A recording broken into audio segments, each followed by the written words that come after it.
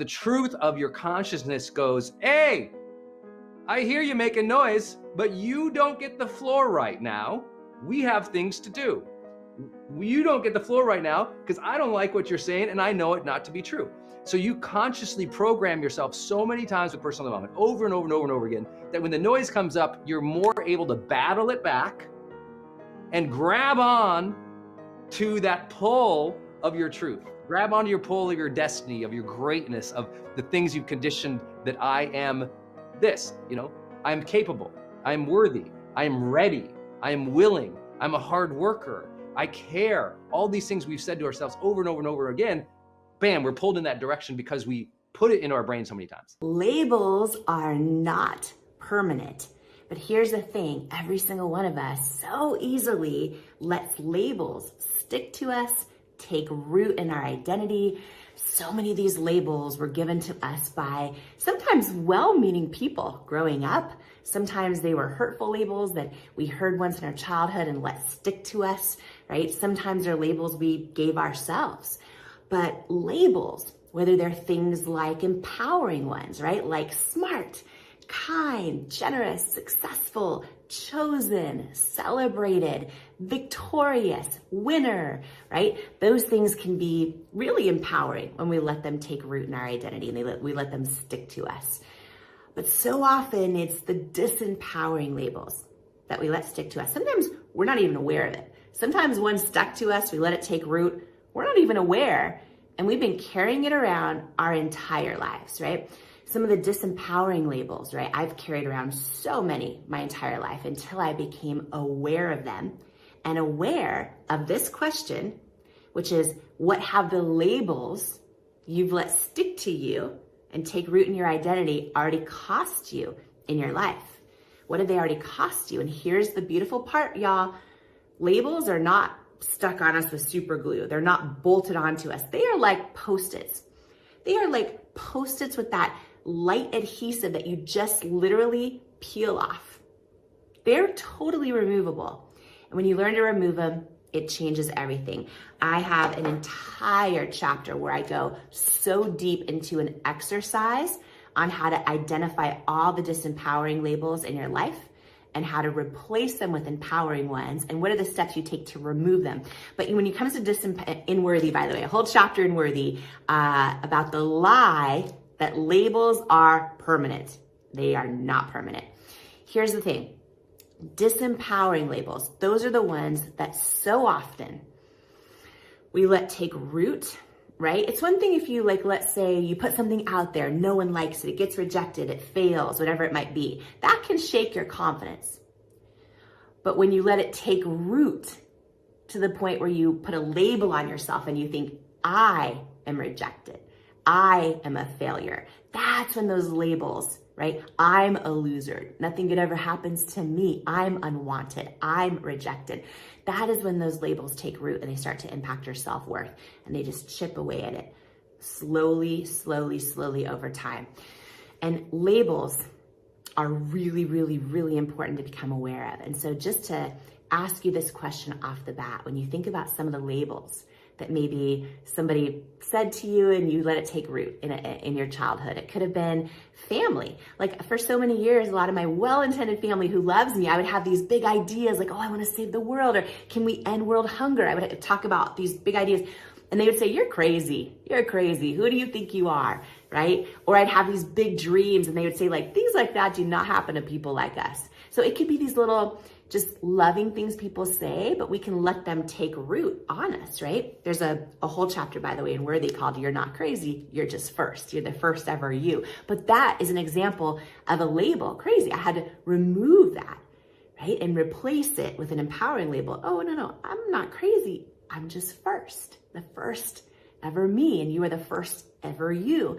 And I have learned after obsessing over this on how to literally replace these disempowering labels with empowering ones. So, labels are very, very powerful. A good friend of mine, Ed Milet, who some of you know, he shared a story that was just so profound on how labels can help you, right? So when he was a little boy. He was getting teased a lot in school for being so skinny. The classmates would call him Eddie Spaghetti, and he was kind of struggling in class. He was dealing with some addiction issues in his household at home, and just lots that he was going through. And he remembers one day in the classroom, a man coming into the class and asking his teacher for who was the smartest ones, the smartest students in class, because they were going to bring the smartest ones to a special testing room to represent the whole class in that year's testing program.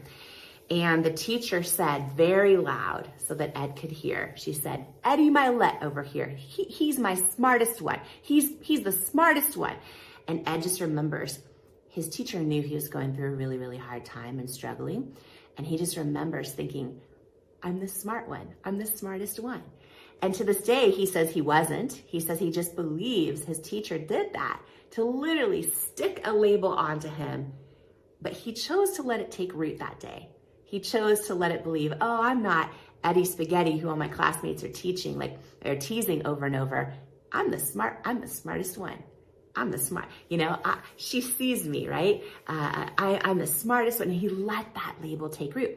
Fast forward today, his work is inspiring hundreds of millions of people every single day with his show, with his books, with all the stuff that he does. When we let these labels take root and we believe them, they are so powerful. And this can impact every area of your life. And so, I just want to ask you to take a few minutes. You could pause this video and just write down and just think about what are some of the disempowering labels that you've let stick to you. Because while they're easy to remove, like Post-it notes, when they stick to you, they feel like lead balloons, like you're trying to fly and soar in your life, but you have these lead balloons attached to your wings. That is what disempowering labels can feel like. And just taking a moment to identify what those are. And you may even want to, next to them, write out what has believing that label cost you in the different areas of your life. And then next to it, you want to write out an empowering label that is absolutely true. A new empowering label that is absolutely true. An example of this in my life was, I was adopted and placed into adoption the day I was born. And I was raised by parents who just loved me. Like they loved me. And they worked so much. Like 7 days a week, very hard work, the hardest working people I know. And they taught me work ethic and they taught me how to work hard. But growing up, I always felt abandoned. I always felt like they chose work over me. I always felt alone often. And later in life, when I found out by complete surprise in my 20s, I was adopted, and just combined with a lot of other things, I realized I had taken on these labels that stuck to me and really impacted a lot of decisions I was making in my life, because labels can take root in our identity. So I believed I had labels I had stuck on myself, labels like unwanted, rejected, abandoned, right? Labels like that.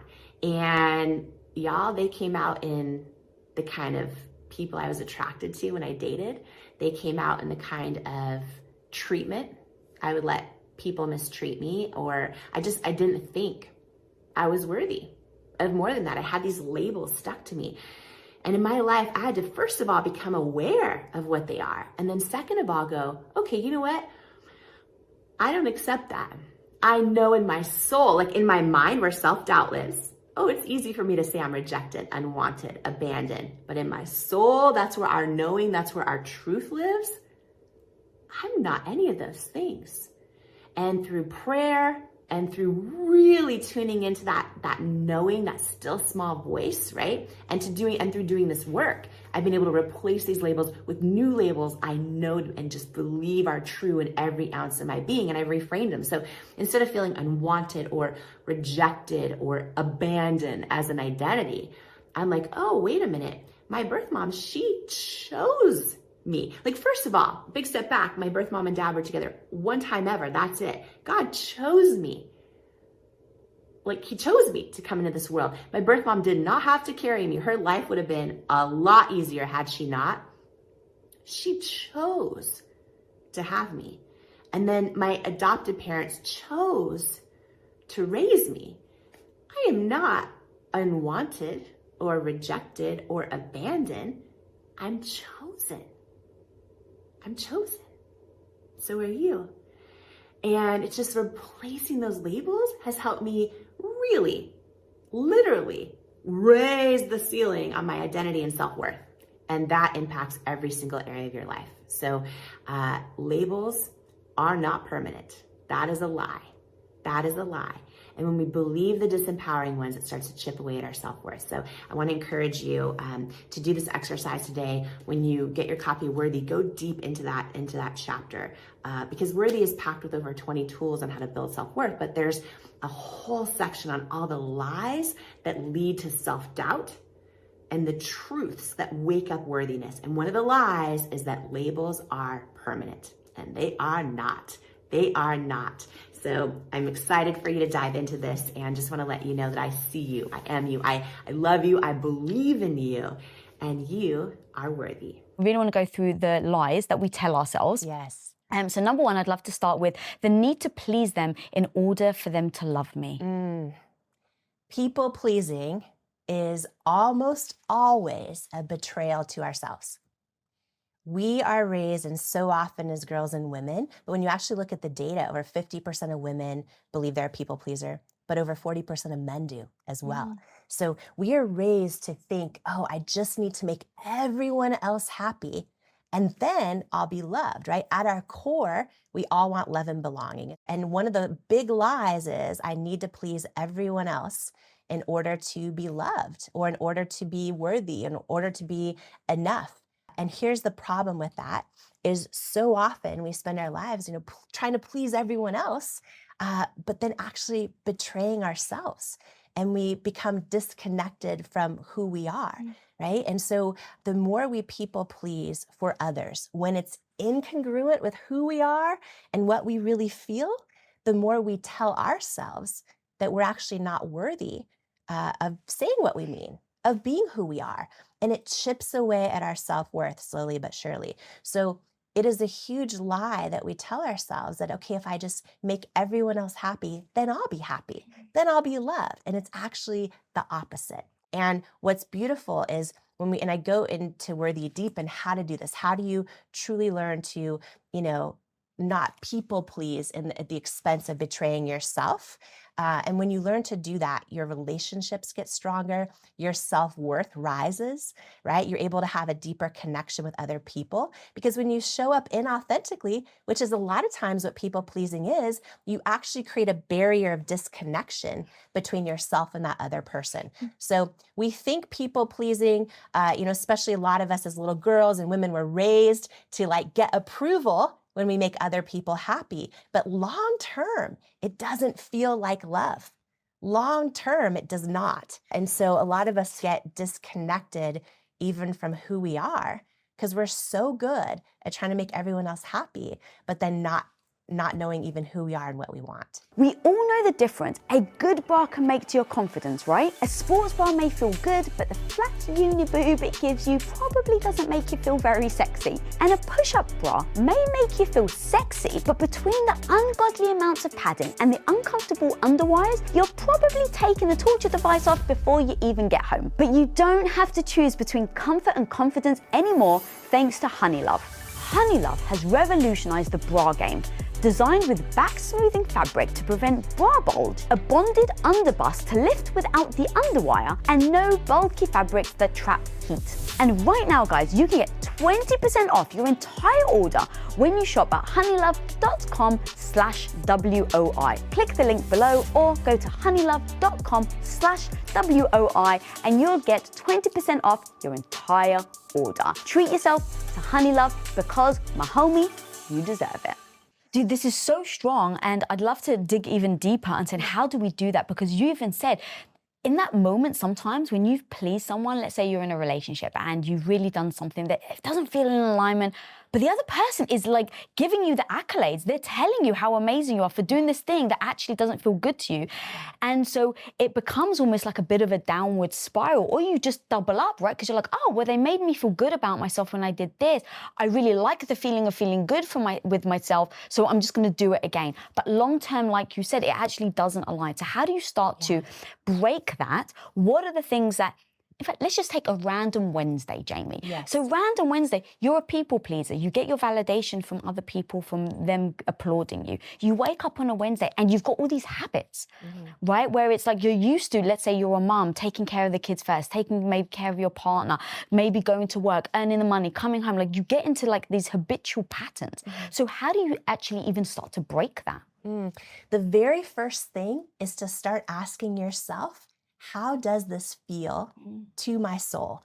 Because when we do something really great for someone else, it could be a great thing. If I know my husband likes, something, a banana with peanut butter on it or whatever, great. Like when we do things that are kind for other people, but it feels aligned with our soul, that's great. It's great to text our friends, and uplift them. It's great to do all that. But when you get still and ask yourself, am I doing something that actually is incongruent with how I really feel? That's people pleasing at the expense of betraying yourself. And so often people say, oh, do you want to come over for coffee? Or do you want to do this? Or do you want to do that? Or can you volunteer for this? Or can you donate to this? And we want to say no, but we say yes. And when what we do comes at the expense of our own truth, that's when it can chip away at our self-worth. And a lot of us have learned to do that our whole lives, right? And so that is where it causes problems in your self-worth. That is when it creates barriers of disconnection in relationships. And we all know, and for most of us, we've done this, we've gotten in a relationship, and the stereotypical like story you'll see in a movie where like the girl just all of a sudden loves this kind of music because her boyfriend's into it. Or she starts dressing a certain way because that's what he wants, right? And in the beginning of a relationship, it might appear to make him happy, but long term, it either never works out or it works out at the expense of her own soul, right? So these things that might make someone else happy in the short term, long term, we're living a lie. We're creating a barrier of disconnection. And so it's so important because we start to believe I need to please them in order to love me. And it is a lie. It is a big lie, right? When we please someone else and then end up not loving ourselves because of it, it literally will lower our self-worth slowly but surely. The very first step is identifying how does this feel and just paying attention. Because for most of us, we become so numb to just saying the thing that makes the other person happy, saying the thing that's not true, but we're not aware of what does that cost us. How many of us women ignore that intuition, that gut feeling? Yes. So I think that that's so strong in just starting there, because I think sometimes you've been, you have a belief system that no, you are supposed to do or you should do X, Y, and Z. Right. And that supposed to and should, I think, is part of what you're saying, where it's like we show up in service of everybody else except for ourselves. Right. And I have a quote of yours that really freaking hit me. I want to be loved more than I want to be me. Yes. In Worthy the book, I share a story about how my mother-in-law is very into eating healthy and is all the things, and I am not so much. And we were at a holiday gathering, and there was broccoli and berries, and then there was these cinnamon rolls. And I kept looking at the cinnamon rolls, and I just felt like if I eat it, she's gonna judge me. And I have to go with the broccoli. And I write this whole story about how in that moment, I chose to be what I thought was loved more than I chose to be me. And I talk about how every time we do this, we think that we're going to be loved. We think we're creating approval or connection with the other person when all we're doing is betraying ourselves and creating a barrier of disconnection. Here's the thing about relationships is you can only, I don't care how good you are at being a people pleaser, the depth of love and connection you can have with another person can only be as deep as the depth of love and connection you have with yourself. And when you show up people pleasing for everyone else, thinking it's going to result in them loving you, before anything even happens, you start to love yourself less, right? Because you're betraying yourself. And then you're also creating a barrier of disconnection between you and them. And so for a lot of people, and especially women, right? The 50+% of women that say they're people pleasers and they struggle with it all the time. It's scary to think like, well, what if I speak my truth? And what if I offend somebody? Or what if that person doesn't like me? Or what if, right? All of those things. And at the end of the day, like every one of us craves love and belonging in our lives for fulfillment. We crave it in our relationships and our friendships, all of it, right? For 25 years of the Oprah Winfrey Show, that at the end of every single show, whether it was President of the United States, which she interviewed many of them, or Beyonce, or a murderer, it didn't matter who was on her show. At the very end, they were like, how was it? Was it okay? Was it okay? And she says that she realized every single person wants to know, like, did you see me? Did you hear me? Did what I say matter to you? And at our core as human beings, every single one of us wants that same thing. We want to know, like, did you see me? Did you hear me? Did what I say matter to you? And here's the problem is when we show up people pleasing and betraying ourselves, we are not showing who we truly are. We're not being seen for who we truly are. We're not saying what we really mean. And so it's impossible to create that ultimate expression of love and connection and humanity if we're showing up as something that's not who we are. When you learn to start one step at a time, right? We could do baby steps here. So for everyone watching and listening, like take this one baby step today of first just hear when you tell somebody something, how did that feel? Did that feel like the truth? Did that feel in my gut, in my soul, like what I really mean? And we are so conditioned just to, please everyone else. But when we start paying attention, we're like, oh, wait a minute. That's not what I mean. I don't want the broccoli. I want the cinnamon roll. You know what I mean? It's like we're, right? And no, I don't want to go to that movie. I want to go to this movie. Like just little things of paying attention to, wait, am I showing up as who I truly am? And then taking that baby step, right? So even today, everyone watching us and listening to us, taking that one step of just doing it once today, just one time, say your truth, even if you know that other person's going to be like, right? Because they're used to hearing what they want to hear. Just do that one thing. And you just take that baby step, one step at a time. And what happens is, there are going to be some people along the way. Maybe they're not your friends anymore. Maybe they're uncomfortable. Maybe it takes them a while to adjust. But over time, it is how you build a relationship with yourself. It is how you raise your own self-worth. And remember, in life, like we don't rise to what we believe is possible. We fall to what we believe we're worthy of. And every time we people please someone else as a betrayal to ourselves, we tell ourselves, I am not worthy of saying what I really mean. I'm not worthy of showing up as who I really am, right? And that impacts every aspect of your life. So take that one step today, right? Say what you mean, one step at a time. And over time, you start building your self-worth and you start building that depth of connection and real friendships and real partnerships. Right now, as we're talking, how many people are in a relationship and they just feel like something's missing? And they don't know why. They don't feel the depth of connection that they crave. And it could be a romantic relationship. It could be a friendship. It could be a relationship with your family. But like, I don't understand why we're not so connected. I want that connection. But then when you stop and ask yourself, wait a minute, do I have that connection with myself?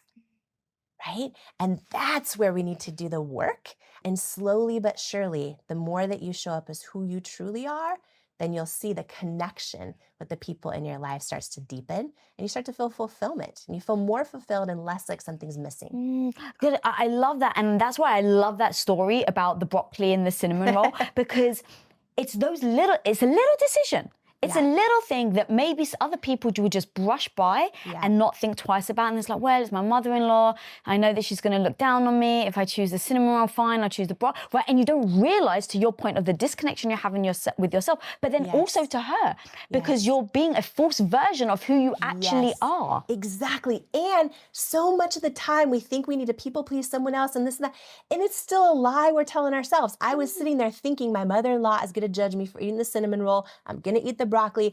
Meanwhile, how the story kind of wraps up is I'm like, you know what? I decide if I'm going to have an authentic connection with her, I need to show up as who I really am. I eat the cinnamon roll. I'm waiting for her to judge me. And she literally starts talking about the kids and how she could care less that I ate the cinnamon roll.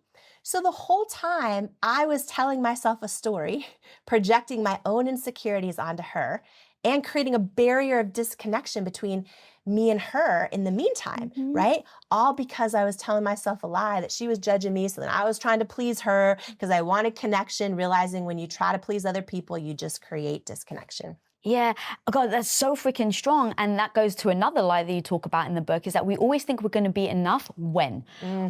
So talk to me about that. Yeah.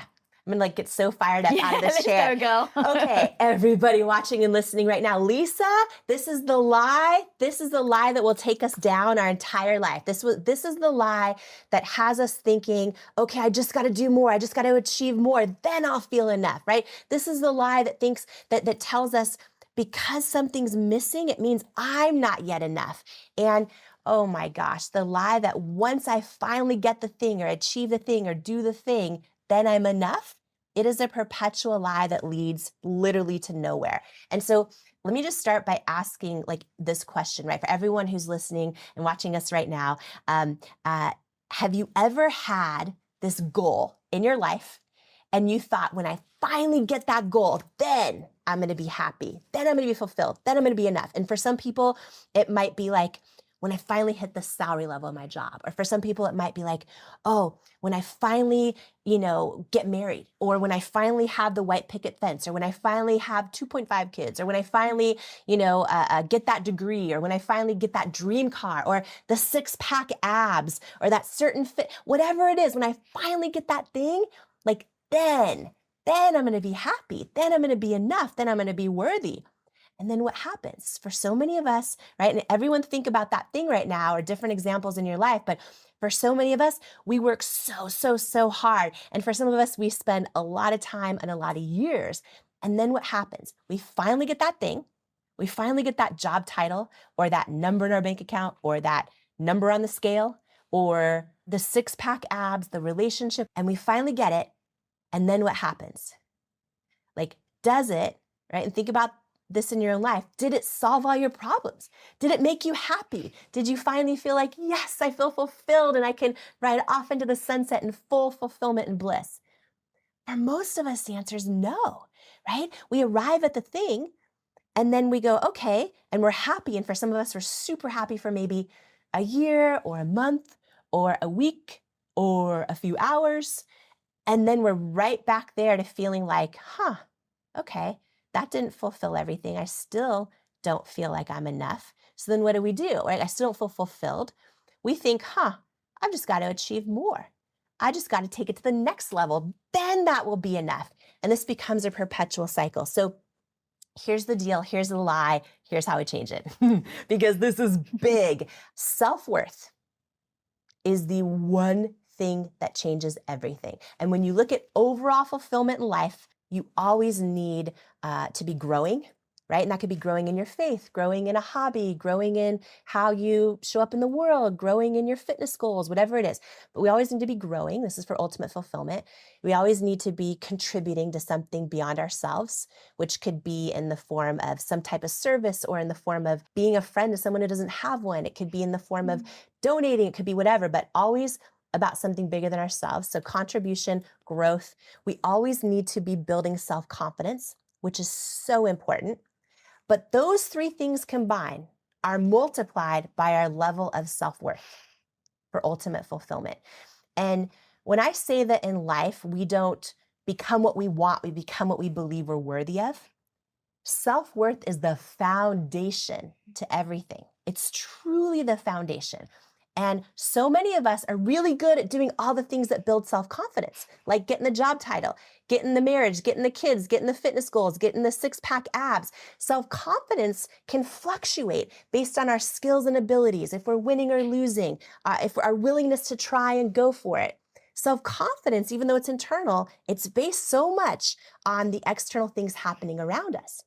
Self-worth is deep, internal, unwavering. It's us believing we are worthy of love and belonging exactly as we are, not as we achieve, not as our past mistakes and failures, exactly as we are. And self-worth in so many ways is the foundation, and self-confidence is like the house we build upon it, right? Here's the thing. From the moment we are born into our world, and especially those of us in the US or any country that's like super driven, right, by socioeconomic success and all the other things, we are taught that if we achieve the thing, get the thing, then we'll be happy. So we're raised seeing advertisements all around us that tell us when we get the six-pack abs, or when we get that dream car, or when we hit that number in our bank account, and we continue to think all those things will bring us fulfillment, when really they all bring us a lot of confidence, which is important, right? And when we're doing them and impacting others, they bring us,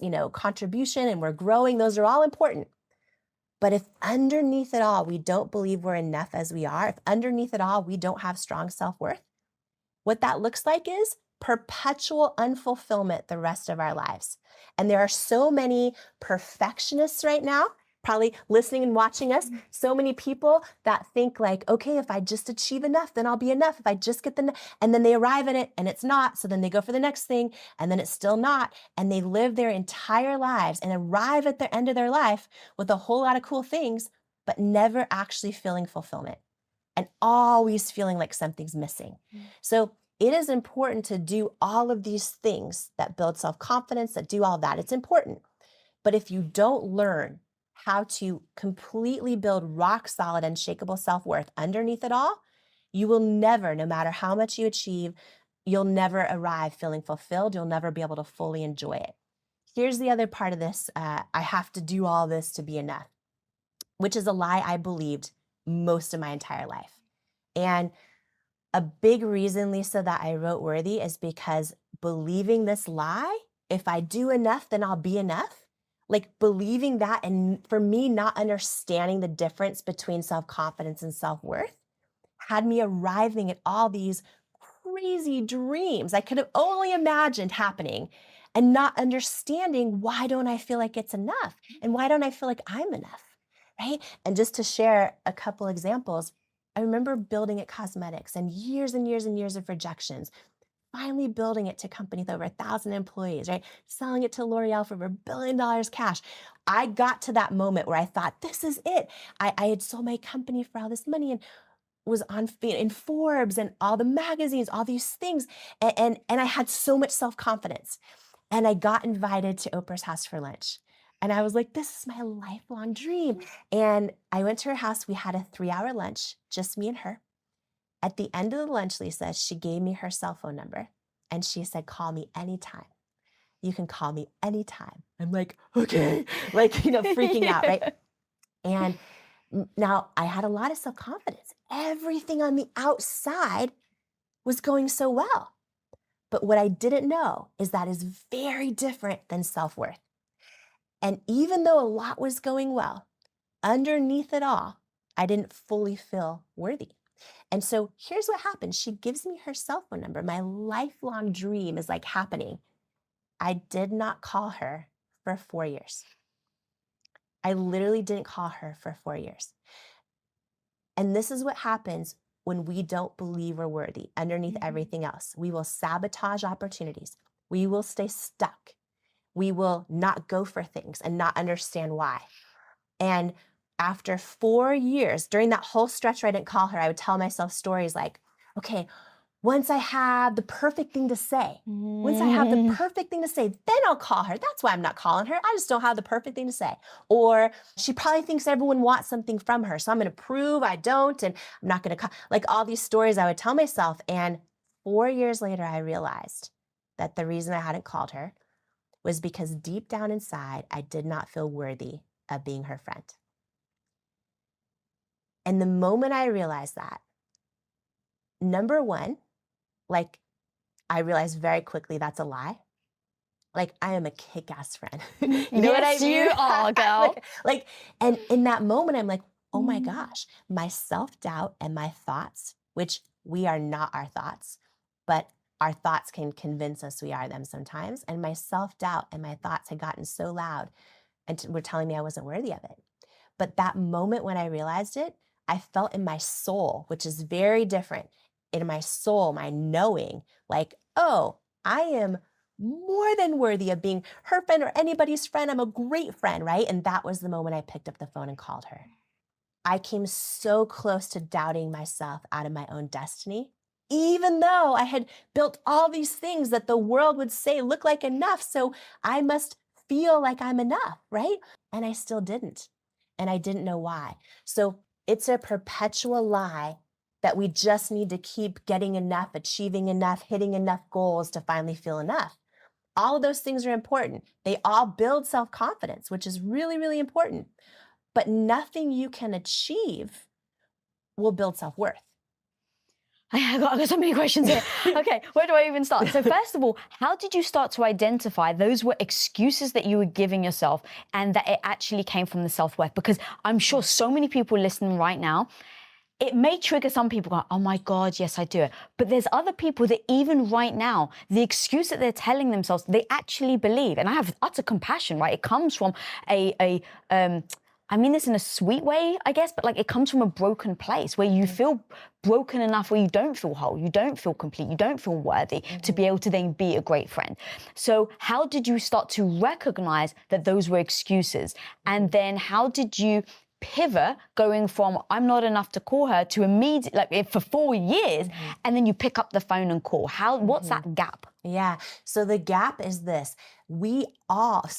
I just didn't know, right? And I didn't realize, oh, I'm telling myself excuses. Exactly. I actually believed them. Right. That's the worst truly, freaking excuse. Yeah. I believed them. They're lies. I believed, just like my whole life, oh, when I achieve enough, then I'll feel enough. All of those things. And so it was a moment that hit me like a ton of bricks where I feel like, Oprah calls them aha moments. I would describe it as a moment my knowing surpassed my conditioned belief system. Ooh, I would let's talk define about an that. aha moment as and we've all had them, right? The moment your knowing surpasses your conditioned belief system. And sometimes they come out of the blue and they hit us like a ton of bricks, right? And sometimes we work really, really hard to tune in and to hear our own gut and say, what is the truth, right? They can come in different forms. This was a moment that hit me like a ton of bricks. And in that moment, it took everything out of me to literally, I imagined myself in that moment, Lisa, turning down the volume as if it was a volume dial, turning down the volume on my own self-doubt and my thoughts, right? And turning up the volume on my knowing or my intuition that said, you are worthy of being her friend, because I know that's the truth. And right now, every single person listening to us, watching us right now, if you get still and you tune into that knowing, not in your thoughts in your head that our whole lives we've been conditioned to learn we're not enough, right? 80% of women do not believe they're enough right now. And it is a lie, right? But I'm not enough, that comes in the form of our belief systems and our thoughts, but that is not who you are. Every single person right now, if you get still for a moment and you tune into your gut, to your knowing, to your intuition, it'll tell you right now, oh, you are more than enough. You are fully worthy exactly as you are, like exactly as you are. And when we learn to trust that and to trust that knowing, it changes everything. So that moment when I decided to call her, it was like I literally imagined just turning down the volume on my self-doubt. I was like, I am not listening to this anymore. And just tuning into that knowing, right? And just like putting that on full blast that says, I know I'm a great friend. Like I know I'm worthy of calling Oprah. And that's when I just picked up the phone and did it and just took that step and did not let my self-doubt doubt me out of my own destiny. And it's one step at a time. Every person right now today, we're going to do this. Like literally, we're going to do this. Like no girl, no woman, no person left behind and knowing they're worthy. Because when you believe you are worthy, The second you decide to believe you are worthy is the moment every single area of your life changes. It's the moment past and future generations of your family change. Like the second we believe we're enough is the second it changes everything. It impacts everything. Because again, we do not rise to what we believe is possible. We fall to what we believe we're worthy of. Everything that you've just said, it may resonate for a moment, right? Yeah. Everyone listening, like inspiration, motivation, we know is beautiful. Yeah. But when that person leaves, after they finish watching this interview and they're sitting by themselves and they get that ding, they get someone telling them they're not good enough. Yes. How the hell do they make sure they don't stay there? That's why I like to go deep, so that they've then got these tactics to then go back to. I love this so much. There's a masterclass in this book and a whole framework on the 4 R's where you go deep into how do you identify your current definition of rejection? How do you redefine it? How do you revisit past rejections and redefine them? How do you become fearless over rejection and failure in your life, right? Because part of my journey was hundreds and hundreds of no's and rejection over years building It Cosmetics. A lot of times when people Google the story, they're like, oh, it's a fairy tale. Yeah. I'm like, oh, not so much, right? But a lot of us, we fear rejection and failure as something that is painful. So then we avoid doing stuff at all costs. We stay stuck. I so easily could have been in that Oprah situation, could have still not called her for 4 years, and could be sitting here with you right now thinking, oh yeah, I just got to, I'm just still not enough. I got to achieve more. I got to do more. I got to accomplish more. Then I'll call her, right? I would still be thinking I need to do all the things that build confidence or whatever, but not understanding, oh wait, it's a self-worth issue. And not understanding the difference. I want to say one thing before I forget too, is you're using this example of the train, right? And you get off or you get on and here's the thing too, is like, oh my gosh, for everyone listening, I keep like hitting your couch. I'm getting so excited. But for everyone listening and watching us right now, how many times have the train doors open and we didn't get on because we didn't feel we were worthy of it?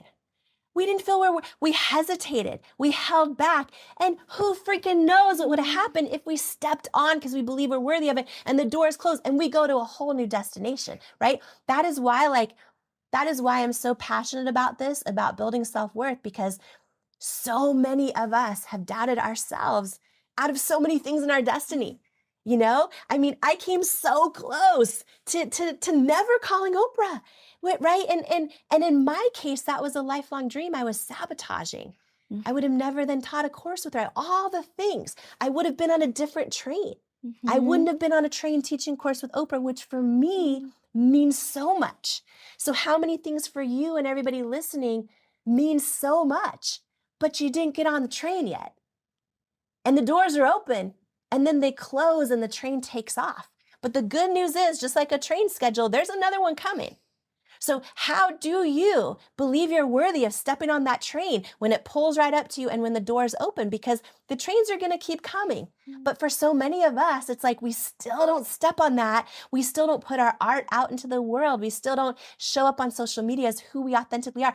We still don't tell the person we want to be more than just friends. Right? We still don't register the domain for our business. We still don't set that boundary with the family member, right? We still don't, turn the lights on in the bedroom. We still don't put the swimsuit on in summer, right? All those things. And we're missing the train. We're missing the train. And that is what self-worth will do. Time for change has come, Lisa Bilyeu. Right here, right now on Women of Impact, time for change has come. Literally, when you build your self-worth, it changes everything. I would like to go back to when you're a Denny's waitress. You wrote a book called Worthy. Are you at Denny's feeling worthy, or what are you feeling like? Yeah, that's the thing. I wrote Worthy because, first of all, our self-worth is our ceiling, right? So many of us, we think, oh, I just need more skill set. I need to work harder, and all those things are important, but our self-worth is our ceiling. I didn't know that for a long time, and what I know now, you want to double your business, double your self-worth. You want to double your success, double your self-worth. And for a long time, I didn't realize that, really in life, we don't necessarily rise to what we believe is possible. We fall to what we believe we're worthy of. And so when I was in my days waitressing tables at Denny's, I literally remember moments where I'd look around and think I could run this, have those kind of thoughts, but then my self-doubt would get really, really, really loud. And so, a lot of people maybe Google my story and they see like, oh, Denny's waitress builds $1 billion company, but my real story is like, and that happened, yes. And I'm so proud of it. And learned so many tactical tools and takeaways I'm so happy to share and dive into. But my real journey, I'm more proud of than that, is like going from a girl who really didn't believe in myself most of my life, to learning how to believe in myself and learning how to believe I'm worthy, of the hopes and dreams I have. And I think that's the biggest thing, like for anyone listening, is so important that we know what we want and why we want it, and then take action and do all the things. But at the end of the day, like, we don't become what we want. We become what we believe we're worthy of. And that's in life, in our business, in our goals, and our dreams. So when we raise our self-worth, we change everything. Because if we don't, like, we literally, so many people sabotage things, stay stuck, or doubt themselves out of their own destiny because their self-doubt gets so loud. So maybe before we go further, maybe talking about before Denny's, what was your childhood like, and maybe why did you not feel worthy? Yeah, I think, well, what's wild is you look at the data right now. So like, as the three of us are talking, 80% of women don't believe they're enough, and 73% of men feel inadequate and not enough. And it's wild because we're so good at hiding. A lot of people are really, really good at hiding it. And it's funny, I was just talking with Ed Milet, who loves the two of you, who was so excited for me to come on the show because he loves both of you. And he was saying, right now, despite in his life having private jets, huge companies with success, all the things going on externally, which brings him a lot of confidence, he still struggles to believe he's enough. And it's sort of this lifelong journey, because when we don't underneath it all believe we're enough, we can achieve everything and build all this self-confidence, but we'll never feel fulfilled when we do it. And a lot of people think, well, if I feel like I'm enough as I am, will I lose my edge? Will I stop, will I become less ambitious? It's actually the opposite. Like, when you feel super, super enough, like strong self-worth as you are, you actually become more fearless because okay, if I fall flat on my face, if I fail, if I have setbacks, like, it might shake my self-confidence a little bit, which is largely based on the external, but like, I'm unshakable inside. And it helps you become more fearless. And so growing up, I think, what I will say, so in Worthy, there's I covered 20 different tools on how to build unshakable self-worth. And a lot of them are lies that so many of us need to unlearn. And one of the lies, which I think comes from my childhood, to answer your question, I grew up believing that achievement equaled love, or that I needed to achieve to be enough, and sort of like confusing achievement with love. Did that come from your parents, or did that come from a teacher, or like, where do you think that comes from? Yeah, I think so. So two things. I think universally, so many of us are raised even just seeing like advertisements and this and that, and they're great, or well-intended people in our lives that are like, all they ask about is your job, or how's your job going? How's your work going? Are you married yet? Do you have kids? And we start to learn that if we get good answers to those things, then we've got their stamp of approval. Like, then we're enough. Then, and so that's there. And then a lot of us work so hard to finally get these big goals that we think will make us feel enough. And we arrive at them and still feel like something's missing, and still feel like, so then we just keep hustling harder. And it becomes this never-ending, perpetual thing, which is what Ed and I have both experienced for decades of our life, where we keep achieving the next level and the next level and the next level. And to give you like a real tangible example, because for everyone listening to us right now, if they're like, oh, I'm super confident, I'm super successful, I kind of feel like I'm not enough, or it's not enough, but I think I just got to work harder. It's actually a self-worth issue, because a lot of people will give up on marriages. They think something's missing in their marriage, when really they don't feel enough as who they are. 100% go off on that. I totally agree with that. It's such a thing. Yeah, they want someone else to fill up their cup, but what you got to realize is it's an inside job. You got to fill up your own cup. Exactly. And so the number of marriages that end, or the number of people that think, oh, I just need to quit my job and go to another one, or this or that, I don't have the fulfillment I need. And they think that the enoughness needs to come from the outside.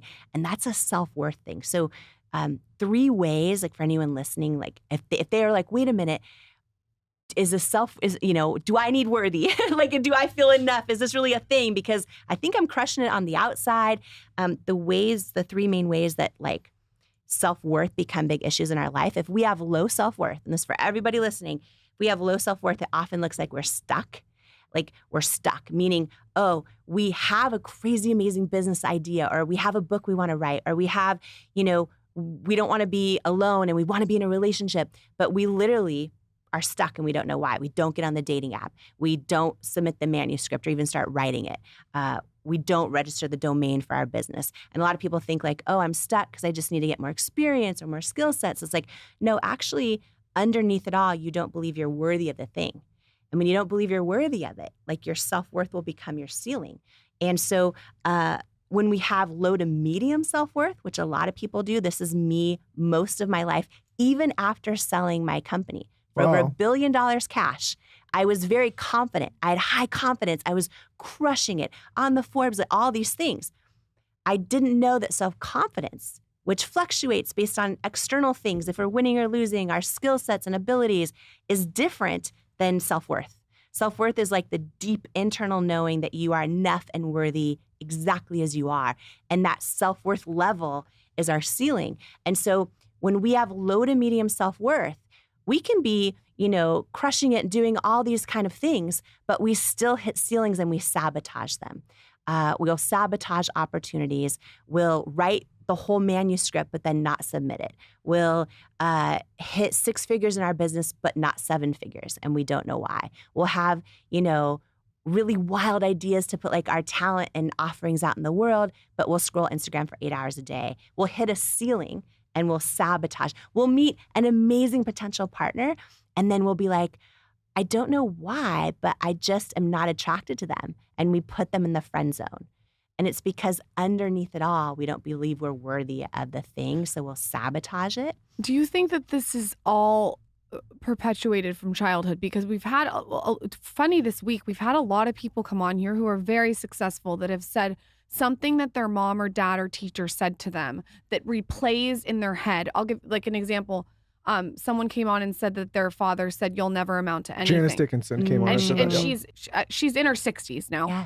And she still replays, "You'll never amount to anything," still to this day. Is there something that you can pinpoint when you were a little girl that was playing in your head for you to sell your company for the amount you did and still not feel worthy? Yes. Okay. I would love if you guys have a few minutes too to actually go through this exercise where everyone listening can actually do that in their head to know what it is for them. Because here's the thing, some of us have a parent that said something, or we have someone that's in the school play yard that said it. For Ed Milet, for example, I don't know why I keep bringing him up, but it's like our mutual friend. For him, it was he remembers the moment when he was like pro level in baseball and sabotaged it. Like we have these moments that become these that take root in our identity. For a lot of people, they've had failures or rejections that instead of thinking I failed or was rejected, they let it take root and think I'm a failure, I'm a reject. We all have different moments. And while some of us, like the one you shared with Janice, we have a parental figure that said something, for most of us, it's us telling ourselves the thing and believing it. So like part of why I wrote Worthy is to unlearn all the lies that lead to self-doubt and ignite the truths that wake up worthiness. And one example that I'll share with you, and then I'll take everyone through how to do it because they can listen to us live and be like, oh wow, this is a thing in my own life. It was after I had sold my business, my whole life. I sat there as a little girl watching Oprah and dreaming of one day meeting her. I was home alone a lot as a little girl, and I would watch her interviews, and I was like, oh, and that was my mentor from afar my entire life. And, after all the years of sort of working hard to, pay my way through school and finally get into what I thought was my dream job, which was anchoring the news. And then I took a detour and launched It Cosmetics. What a lot of people don't know is that was a wild story. It was years and years and years and years of rejections, teetering on bankruptcy, hundreds and hundreds and hundreds of rejections, and learning how to overcome those and not quit, and eventually turning that business into a $1 billion company. And through all of that, I built a whole lot of self-confidence. I am in my 30s, about to turn 40, and I meet Oprah for the first time. which is like my lifelong dream. then she invites me to lunch. Did you know you were going to meet her, or was it just like a okay. Total at an event backstage in her green room? It was a whole thing. And I thought at best it'll be like 2 seconds on a step and repeat wall. But it ended up being this sort of private one-on-one meeting. It was just a couple minutes backstage at her event. And after it, I wrote her an email. She invited me over for lunch. So I'm like, oh my gosh, this is a whole thing. So I go to her house. Now that's a big lunch. And for anyone, it is a big lunch. For everyone listening, like, if you've ever been in a great place in your life, like you're crushing it, all these things, that was me in that moment. I didn't know there was a huge difference between being self-confident but not having self-worth. And I learned it the hard way in this moment. This is really a defining moment for me. And I think a lot of people will connect with this, no matter what their circumstances are, because we've all sabotaged stuff and not known why. But I go to her house for lunch and I'm like, but I'm really confident. You know, I'm crushing it. Like the Forbes list had just got all these things. And we have a 3-hour lunch. And at the very end of it, she hands me her cell phone number. And she's like, you can call me anytime. Call me anytime. And I left there and I did not call her for 4 years. Like literally my lifelong, like didn't call her for 4 years. And in that 4-year window, I told myself stories like, oh, I just need to think of the right thing to say. Like I just got to come up with the right thing to say, then I'll call her. Or, oh, like people probably want stuff from her. Like I'm going to prove I don't need anything. I'm not going to call her. I told myself all these stories. Until one day I realized, it hit me like out of the blue, like I'm not calling her because deep down inside, I don't believe I'm worthy of being her friend. And that was the day where I was like, oh, wow. And that was the moment where two things, like every one of us, our thoughts, which are in our head and tell us self-doubt all day long, are not who we are. But they're so loud. Like our thoughts are so loud. And that's our head is where self-doubt lives. And our soul, our knowing, our truth, whether someone believes in God and prays and hears God that way, or meditates and gets still, or believes the universe has your back, or all of those things, our soul is where like we know the truth. And I remember that day, like that moment of knowing that was a lie. Like knowing I'm a kick-ass friend. Like I am a ride or die kick-ass friend. Like Oprah or anyone else would be so lucky to be my friend. And I know that is the truth. And in that moment, I remember like imagining myself turning down the volume on my thoughts or my self-doubt and like turning up the volume on that knowing that knows I am enough. And that was the day I picked up the phone and called her. And that's also the day I became obsessed with studying self-worth and understanding like, oh, wow, if just like me in that day, so many of us can have a lot of self-confidence. We could have put in the reps, like all the things. But if underneath it all, we don't believe we're enough, we will still sabotage stuff, whether it is a relationship we don't think we're worthy of, whether it is our business going to the next level, whether it's a health and fitness goal, it could, or having great friendships, it could be any of it. And so that's really for me, probably the pivotal moment on how I realized, okay, in life, we don't become what we want. We become what we believe we're worthy of. What'd you say to Oprah when you called her? Okay, so the first time I called, she didn't answer. I'm like, 4 years, and she didn't answer. I'm not a big answer phoner either. I'm not either. I'm totally not either. And then we've talked since. We ended up teaching a class this last year, and now she's on your podcast and you're on hers. Yeah. So when she heard this story, did she say anything to you about it? Was she like, why didn't you call? She understands it clear. She's so clear about it. And she, her big thing is exactly that. Like she'll say, you can work so hard. You can even believe something's possible. But if you don't believe you're worthy of it, she says it in the way of it will not come. So you're no stranger to rejection, and you've talked about it very openly. Even when you were moving from the Denny's waitress to starting your own cosmetic company, you got rejected so many times. And it's not like you applied to QVC and got that famous 10 minutes where you sold out the product in an instant.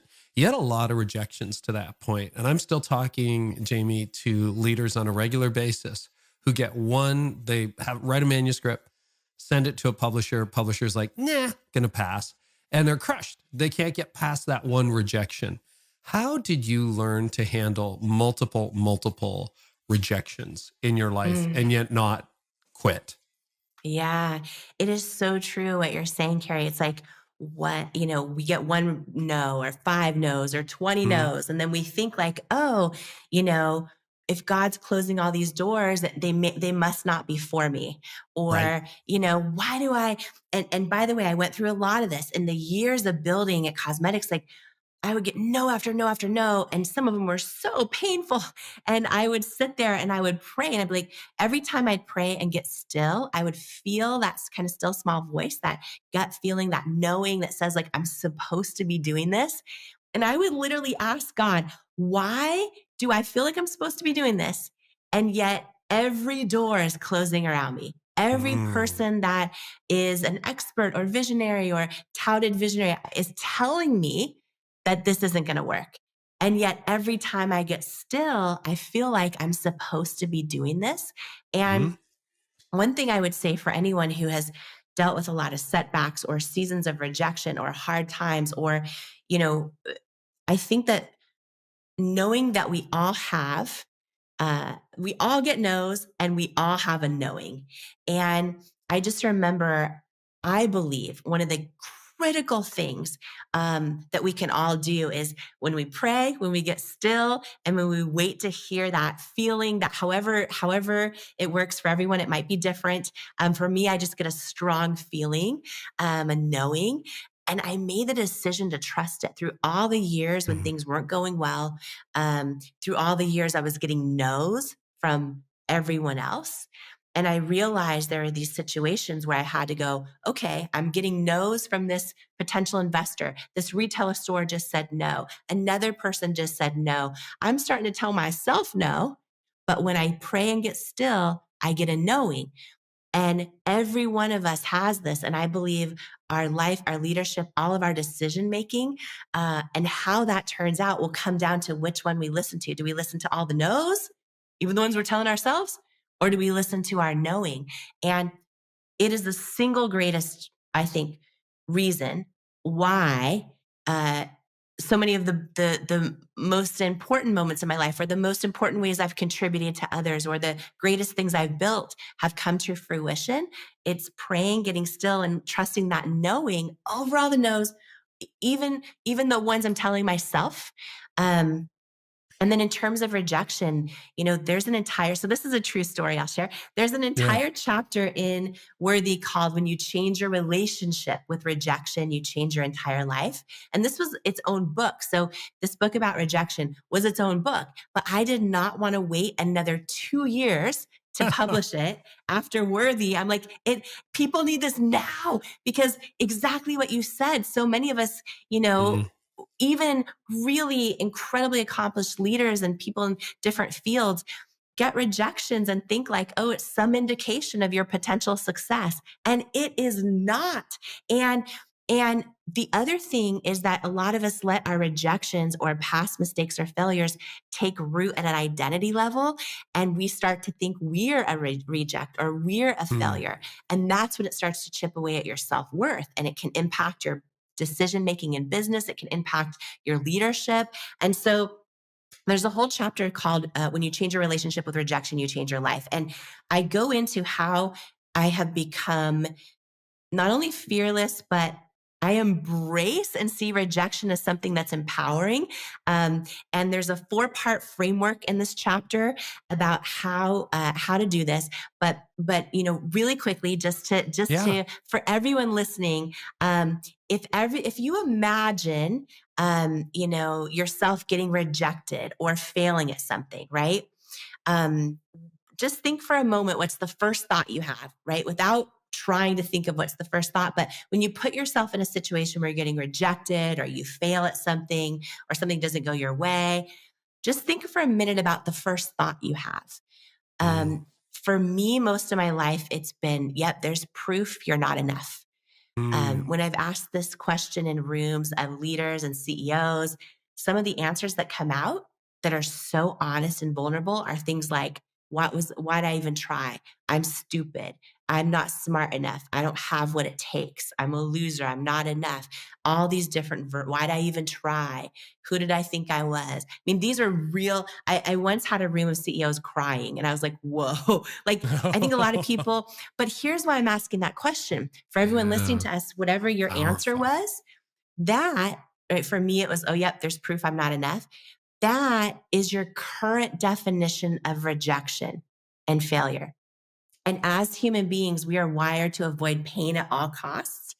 And so when we associate, something really painful with fear of rejection or failure, it keeps us stuck. We won't go for the thing. We won't put our idea out there. We won't launch the business plan. We won't send that manuscript to another publisher again, and on and on and on. We won't raise our hand and share the idea because last time it didn't go well, and on and on and on. And so I remember in building at Cosmetics, after literally so many rejections, I remember one night just being like overwhelmed with just starting to feel hopeless. And I started Googling all of the people I admire most in business, in leadership, in who have, shifted culture, who have helped, move humanity forward, and all of the great leaders of faith. And when you Google any one of them, what I realized is, oh my gosh, they have all had so many rejections and failures.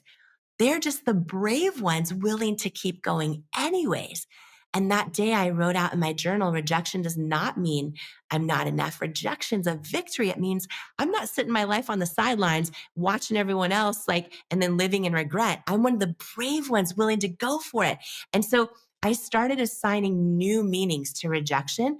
And every time I would get another rejection, my default would go back to yep, I'm not enough. And I would catch myself and I would redefine it in my life. And I'd remind myself, no.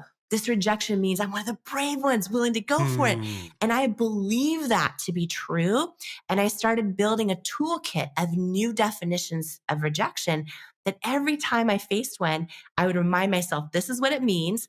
And I believed it. So, rejection is God's protection. Rejection means I'm putting in the reps. I'm building the muscle to carry the weight of this, success when it comes. And I would literally start to embrace rejection. So if you can imagine, I'm sitting there with no money and a dream, a God-sized dream, a knowing that says I'm supposed to keep going. And I go through 3 years of hundreds and hundreds and hundreds of rejections.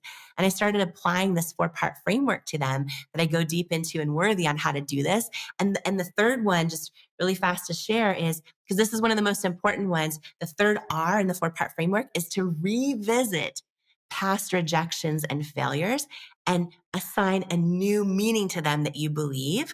Because a lot of us are letting past mistakes or business failures or leadership failures or social media issue, a lot of us are letting past setbacks stick to us and take root in our identity. And like I shared earlier, instead of thinking, oh, that was a failure, we think I'm a failure. And we don't realize, and some of these things maybe happened when we were growing up, but they stuck to us. And learning how, and I go into Worthy how to do this and revisit past rejections and failures and become aware of the meaning we're assigning them in our lives, and then reassigning a new meaning. And one of my favorite, I love doing this because it helps uproot them from taking root in our self-worth and in our identity. I've done this in my life and I still continue to. I used to think being adopted for the longest time, the story I told myself about being adopted was I was rejected. I was abandoned. I was given away. I was unwanted. And I did this framework in my life over that. And it's changed everything. Because when we believe something about our identity, it impacts our leadership. It impacts our relationships. It impacts, every part of our life. And I reframed all of it to definitions I know and believe to be true, which is I wasn't, abandoned and unwanted. I was chosen by God to even come into this world. My birth mom chose to have me. She didn't need to. Her life would have been so much easier if she didn't have me. And then I was chosen by my adoptive parents to raise me. And that new belief has fundamentally changed everything. And the last one I'll share, just in case someone needs to hear this today, and you and I have talked about this actually at Global Leadership Summit, but my favorite one of all time, I actually use this almost every day.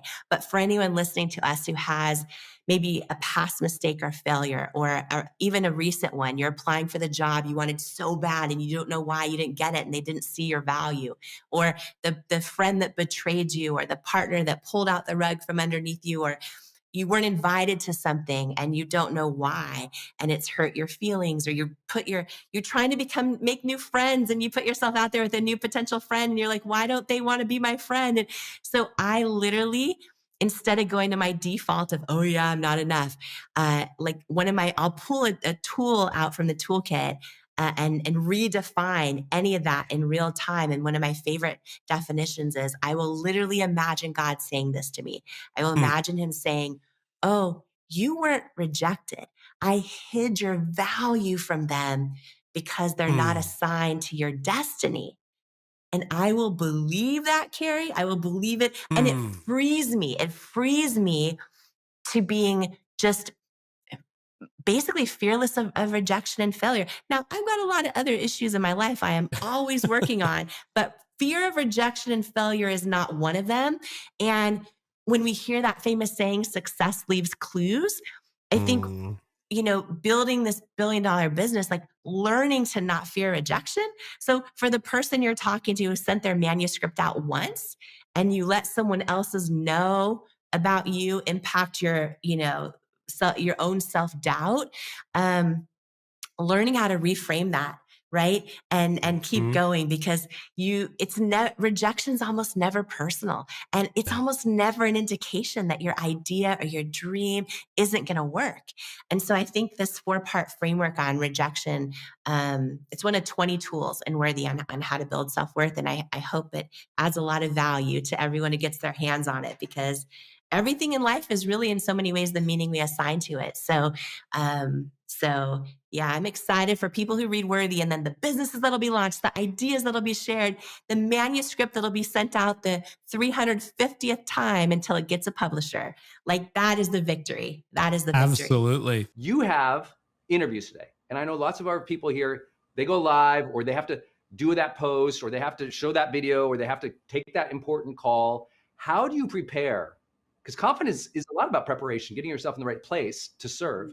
How do you get in a good place to knock out these interviews today? Yeah, so for me, it's a lot about the topic of, actually, Joel Osteen said this best, that what we say after the words I am change our whole life, change our day, change our moment, right?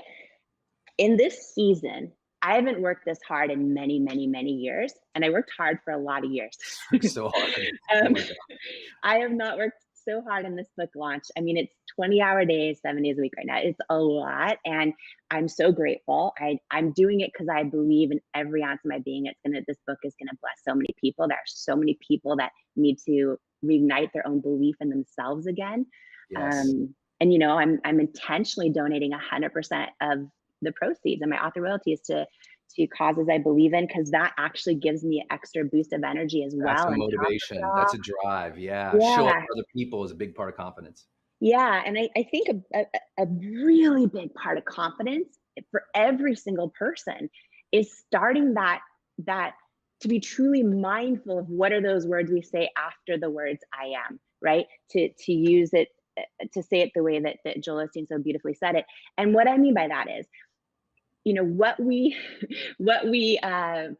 focus on magnifies, right? What we put out there is what we pay attention to. And so to build confidence, to go into a day like today with 4 interviews. And by the way, my very last show today, at the very end of the day, is Jay Shetty's show. Oh yeah, Jay. We love Jay. It's great. Although I'm doing 4 shows first, I'm like, I have to be, you heard me on Clubhouse last night. I was a mess. I was like, so I'm like, okay, I got to pray for that I'm articulate and I can serve his community and add value. And so one thing I've been doing, just to share, but this can be every day in your life, whether you have a book launching or you are just trying to figure out how to feel the day more and feel more joy. is just starting to really be mindful about what are those words we say after I am. And what I mean by that is I am so tempted, and I catch myself saying, I'm so tired.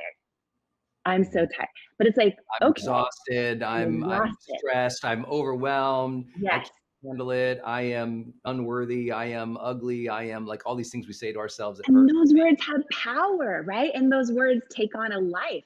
And part of part of optimizing my own energy and my own confidence in this process, because by the way, as a first time author pouring every ounce of my being into this book, I'm also tempted to have thoughts like, oh, I'm not qualified to be an author. All the thoughts that we think, right? Our inner critic. And it's like, okay, nope, you got it. Like, I'm trying to be mindful of every time I have a thought like that, replacing it with something that is true that I need to focus on. It's so good though. I hope you all hear this. It's like so many of you think one day this, like the negative self-talk or whispers goes away. If it was going to go away, it would go away for Jamie Kern Lima. She's achieved everything. So it's like, okay, you have to go. She's like so many things people strive for, you know, from family to wealth to impact to goodness to living in your values. But even if you're a good person, and you all are good persons, or you wouldn't show up for personal development. Good people show up for personal development, right? And the challenge is, you know, who was it who told me? I think it was Earl Nightingale who originally said, your ultimate problem is that you think you shouldn't have any. It's like, you're always going to have problems. You're always going to have negative self-talk. It's learning to react better to that, to adapt better to that, to set an intention that is stronger and higher than that. So when the negative self-talk comes up, your purpose, your mission, your identity of what you believed in your prefrontal cortex, which is you consciously decided upon it. So when this unconscious or that physical emotion or that, you know, impulsive negativity comes up and smacks you in the back of the head, your prefrontal left cortex has designed and said to yourself so many times consciously the truth, that the truth of your consciousness goes, hey, I hear you making noise, but you don't get the floor right now. We have things to do. You don't get the floor right now because I don't like what you're saying and I know it not to be true.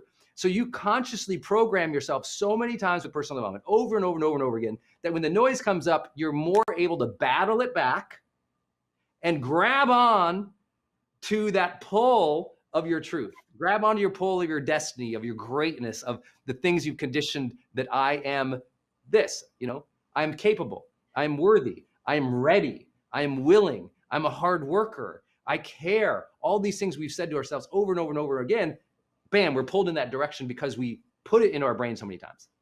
And it's so easy to stop doing that, to forget to do that, to not do that. And I think that's really important because the words we tell ourselves about ourselves are just, they're like the most powerful words, right? And so, you know, if you think about even just, and Brendan, you're in such a level of intentionality with what you do with your high performance planner, with all of this stuff, right? I have to, otherwise I'm a hot mess all day. Like, geez. For regular people like me. So no, but seriously, I'm just being super real. I have loved personal growth since as long as I can remember. You know, I would save my Denny's tip money when I was a waitress to buy personal growth tapes, right? Like, I love it. I love it so much. Yet even me, every single day, someone who loves personal growth, I still, yes, if I don't pay attention, I will still default to the words I say after I am, like, and even in my own head, like, oh, I'm so tired. Oh, you know, all the things. And it's like, okay, I think this is a huge idea, even as we are in the tail end of Confidence Week on the Growth Day Morning Show, just for everyone listening and part of this with us right now, to just today even say, what words am I saying to myself or to someone else after I say I am? And just pay attention to it for a minute, because it is so easy to say words that don't serve ourselves, right? And to your point, getting in this habit of replacing those words with I am, you know, grateful, or I am hardworking, or I am a really good cook of Kraft macaroni and cheese, or Yeah, I baby. am, you know what I'm saying? Like, those are the things we need to put in our head Yes. over and over and over. But we're so busy that it's so easy to not even realize and just to default to this commonality of human connection, frankly, because think about it, when we connect with so many people, especially in the people in our lives who we love, but don't have an interest in growth, Yes. we connect through them so often with things that don't serve us, like, oh, I'm this or that, or this problem happened, right? So it's really just like, okay, to take ourselves up to that next level of joy, of growth, of purpose, of everything else. Those words after we say the words I am, They matter. game changer. Yeah. Game changer, game changer. And this is Yeah. why Jamie and I are both super passionate about Growth Day. I know we have a lot of members new to the community. I'm watching the comments. If you're not a member of Growth Day, please just go to growthday.com, just growthday.com, because for less than $1 a day for the whole year, you get the best personal development trainers training you and teaching you live, and you get the replays. But here's what's cool, that most people, like when you're in Growth Day, you can also play those replays or watch it live with your family and with the kids. And I bring this up specifically because that I am part, that negative self-talk, Yeah. you know when that is formed? That self-talk is ingrained for 20 years of people's lives, on average, 27 years of people's lives before they engage in personal development. So the vast majority of the world, we have this data, the vast majority of the world does not consume, buy, or purchase any personal development until they are 27 years old. Now, you and I had the blessing, we were earlier than that. We were like young and hustling and listened to like, Wayne Dyer, or Tony Robbins, or all, Deepak, Yeah. or Earl Nightingale, or the greats like Ziggs and everybody, right? So we were early. But for most people, for 27 years, their self-talk has put a groove in their brain. It's like carved an unconscious pattern of talk for 27 years on average. And then here's the sad part. Only 2% of the world engages in personal development. That means that 27 is when most people start, but only 2% start. So most people suffer throughout their 30s from the grooves they set in their teens and 20s. So they suffer in their 30s because they don't engage personal development. They don't realize there's another level for them. They don't realize they can release the pain and release the self-talk. They don't realize that there's strategies to improve their relationships or build wealth or take care of their body. And then it gets so bad, bam, the next highest level of personal development happens between 38 and 42, sometimes called midlife crises. All of a sudden it's like, this is so bad, I have to figure out, now it's a wound they have to fix because they didn't engage early. And I only bring that up, not to judge, but to say to you all, sign up for Growth Day, because you can also be playing this for your kids to set that groove in their brain early. Or maybe you got a teenager, or you got someone in college in your household right now at taking school from home. What if for 1 hour or 2 hours a week, they were in Growth Day Live with me and the best personal development trainers, diversity from around the country and around the world, from different backgrounds, sharing personal development and psychological advice. And now that groove starts getting set.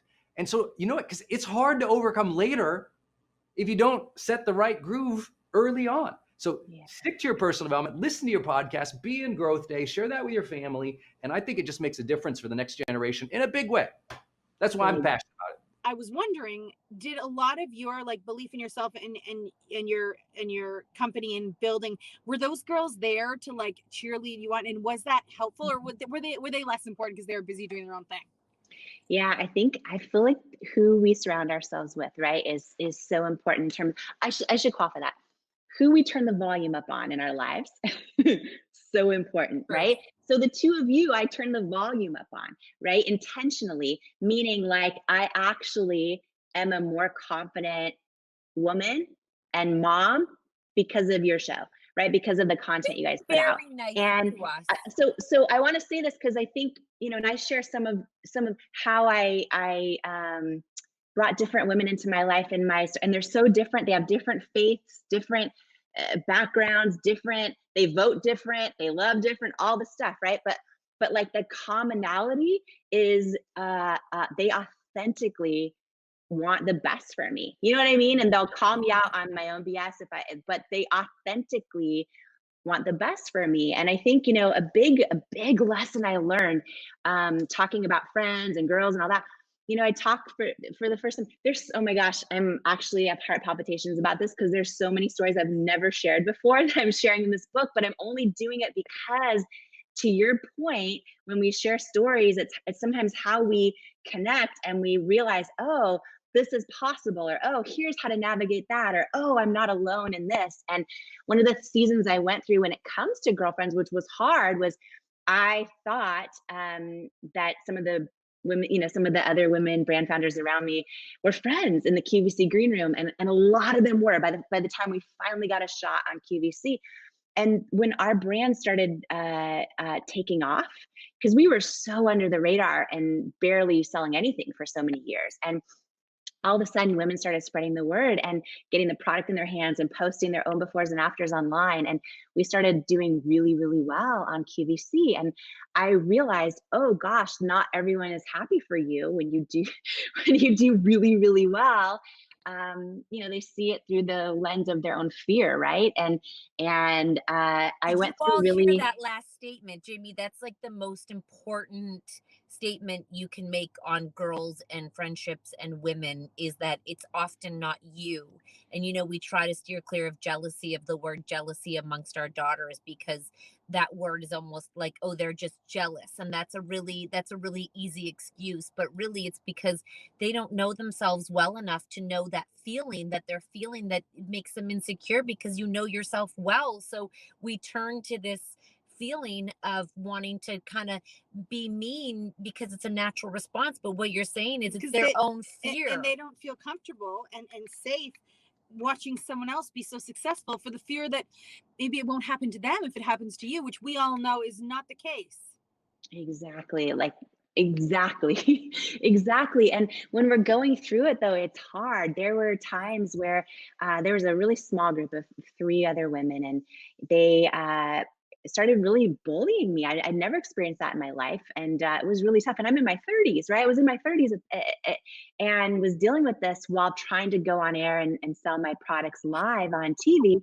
And there's all this bullying in the green room. And it was a really tough season. And I used to just leave QVC and just sit in my car and sob for like an hour, all my makeup off, until I could finally take a deep breath and drive to the hotel room and get an hour of sleep and come back for another show. And it was really a tough season. And I it came out of it, though, with a big lesson, I think. And I think this is huge for anyone dealing with comparison, because it's so easy on social media to see, oh, what everyone else is doing, or especially as a mom, so many people look like a perfect, like all these things.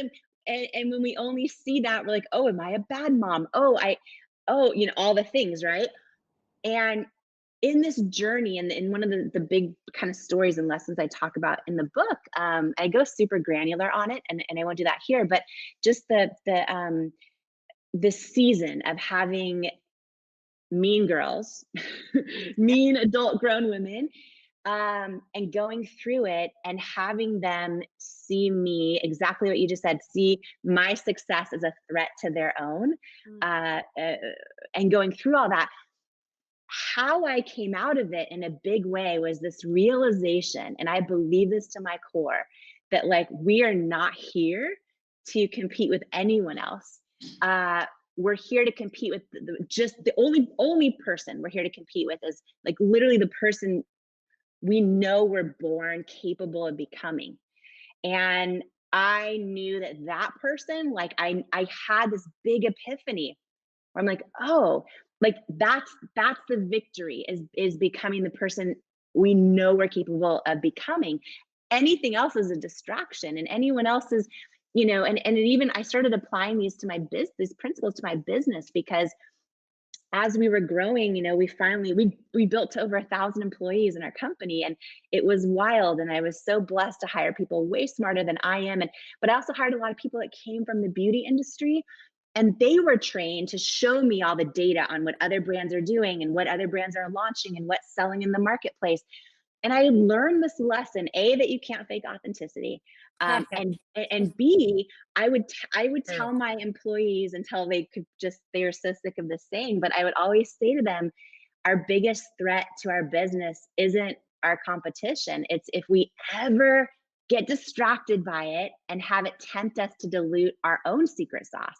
Because once you start diluting your own authenticity of like the person you're born to be, that's the biggest recipe for failure. And one of the big things I talk about in the book is me learning this and seeing it play out before my eyes, because I've now met tens of thousands of entrepreneurs and gotten to watch which ones make it and which ones don't.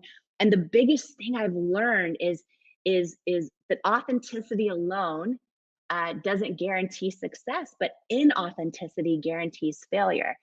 And why your TV deal is going to come back bigger and stronger is because y'all show up fully authentically. And that's why it's freaking magic. And that's why it inspires women like me, because I feel less alone, because you're so authentic in all the stuff, the good, the bad, the funny, all of it, right? And it's like when people get that own lesson, and so few people get it because they show up as their representative, who they think other people want them to be successful. And that just creates a barrier of disconnection between their community or their customers or their friends and partner. Well, they're chasing a success based on someone else's authenticity, which doesn't make sense because it's not your authenticity. But when you begin to chase, like you say, you fail in the wrong ways. You're not failing in the authentic way. Ladies and gentlemen, rock this house and welcome to the stage, Jamie Kern Lima! Baby Kern Lima! Every single one of us has had someone tell us we're not enough. Every single one of us has had someone say words to us that hurt.